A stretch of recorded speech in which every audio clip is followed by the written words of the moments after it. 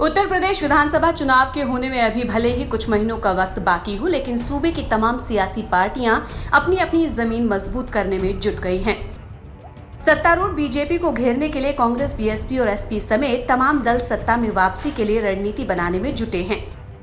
इसी कड़ी में एसपी प्रमुख अखिलेश यादव रथ यात्रा शुरू करने वाले हैं, लेकिन उनकी इस रथ यात्रा को चाचा शिवपाल यादव से ही चुनौती मिलने वाली है।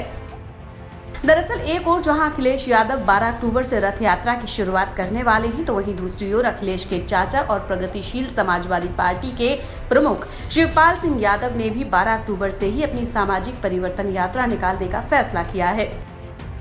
खास बात यह है कि शिवपाल पहले से ही अपने भतीजे अखिलेश को 11 अक्टूबर तक गठबंधन पर फैसला लेने का अल्टीमेटम दे चुके हैं। उन्होंने कहा था कि अगर गठबंधन पर फैसला नहीं हुआ तो वो 12 अक्टूबर से मैदान में निकल पड़ेंगे। इससे पहले 5 अक्टूबर को ही इटावा में शिवपाल सिंह यादव ने अपने एक बयान के जरिए इशारों में अखिलेश यादव को कौरव तक कह दिया।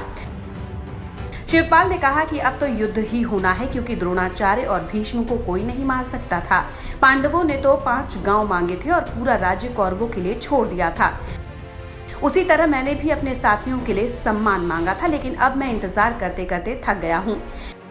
आज भी मैंने फोन किया था, मैसेज किया था, बात कर लो, बात करना जरूरी है, बीजेपी को हटाना भी जरूरी है, लेकिन अभी तक कोई बात नहीं हुई। जो खबर सामने आ रही है उसके मुताबिक शिवपाल सिंह यादव 12 अक्टूबर को मथुरा से अपनी रथ यात्रा की शुरुआत करेंगे। कुल 6 चरणों में निकलने वाली रथ यात्रा करीब 23 जिलों से गुजरेगी। शिवपाल की ये यात्रा जिन जिलों से गुजरेगी उनमें से मैनपुरी, इटावा, एटा, बदायूं, कन्नौज, फिरोजाबाद, संभल, कानपुर देहात और फर्रुखाबाद में उनकी खासा पकड़ है।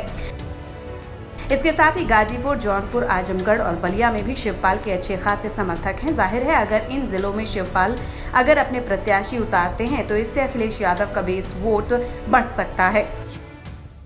इसका उदाहरण 2017 के चुनाव में भी देखने को मिल चुका है, जब एसपी महज 47 सीटों पर सिमट गई।